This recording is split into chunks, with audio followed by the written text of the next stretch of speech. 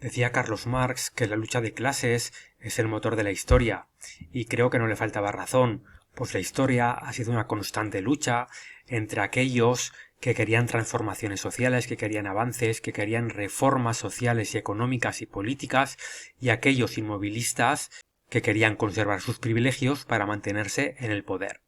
Este es el caso que nos ocupa en este tema, las revoluciones liberales y los nacionalismos, donde vamos a ver a una burguesía revolucionaria que quería acabar con los privilegios de aquellos estamentos privilegiados como eran la nobleza y el clero. Vamos a ver cómo una serie de revoluciones políticas pusieron fin al antiguo régimen en Europa. Vamos a ver también cómo Estados Unidos, un país muy joven, se independiza de la monarquía inglesa y proclama la primera constitución política de la historia. Sin embargo, en cualquier lucha social y política, a una revolución le sigue siempre una contrarrevolución.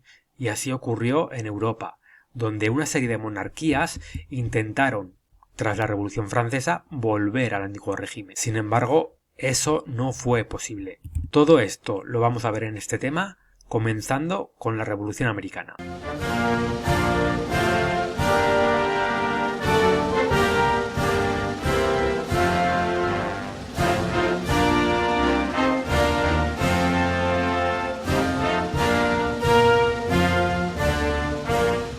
Es importante pues situarnos en el tiempo. Estamos en la segunda mitad del siglo XVIII y es lo que vamos a ver a partir de ahora, estas dos grandes revoluciones, la de Estados Unidos y la Revolución Francesa. Será en 1776 cuando se proclame la independencia de los Estados Unidos, momento en el cual se reconocen por primera vez en la historia los derechos del ciudadano y el principio de soberanía nacional, que nos va a acompañar durante todo el siglo XX. Vamos a ver pues la Revolución Americana. Los primeros colonos ingleses llegaron a la costa este de América del Norte, esto que vemos aquí, a mitad del siglo XVII. En el siglo XVIII ya se habían formado estas 13 colonias que vemos en el mapa. Unas colonias en el norte que basaban su economía en la agricultura y el comercio, mientras que las colonias del sur basaban su economía en el cultivo del tabaco realizado por esclavos negros en grandes plantaciones.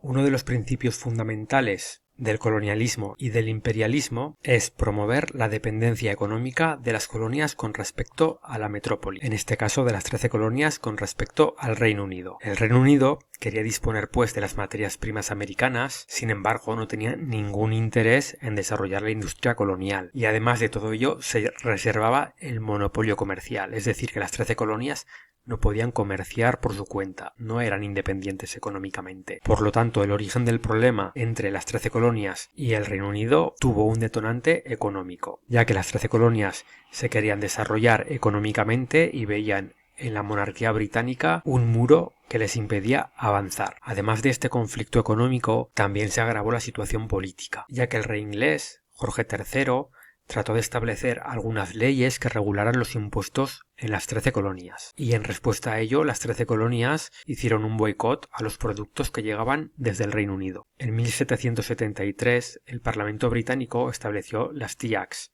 las leyes del té, que dieron el monopolio de la venta del té en las 13 colonias a la Compañía Inglesa de las Indias Orientales, es decir, a una empresa colonial. Esta medida obviamente perjudicaba a los comerciantes colonos, a los americanos, que respondieron a ello atacando barcos británicos cargados de té. Es lo que se conoció como el motín del té. Y este motín fue el comienzo de la Guerra de Independencia Americana. A partir de este momento se producen fuertes cambios políticos y en 1776 Thomas Jefferson redacta la Declaración de los Derechos de Virginia, donde se exponen por primera vez los principios de soberanía nacional, división de poderes y sufragio. El 4 de julio de este mismo año, los representantes políticos de estas 13 colonias declaran la independencia de Estados Unidos. Una independencia en la que declaran que todos los hombres son creados iguales, que todos tienen derechos inalienables, como son la vida, la libertad y la búsqueda de la felicidad. Por lo tanto, esta declaración de independencia va contra el rey de Gran Bretaña y a favor de estas colonias que se declaran estados libres e independientes de toda lealtad a la corona británica. Así, Estados Unidos se constituye como la primera república constitucional de la historia de la humanidad.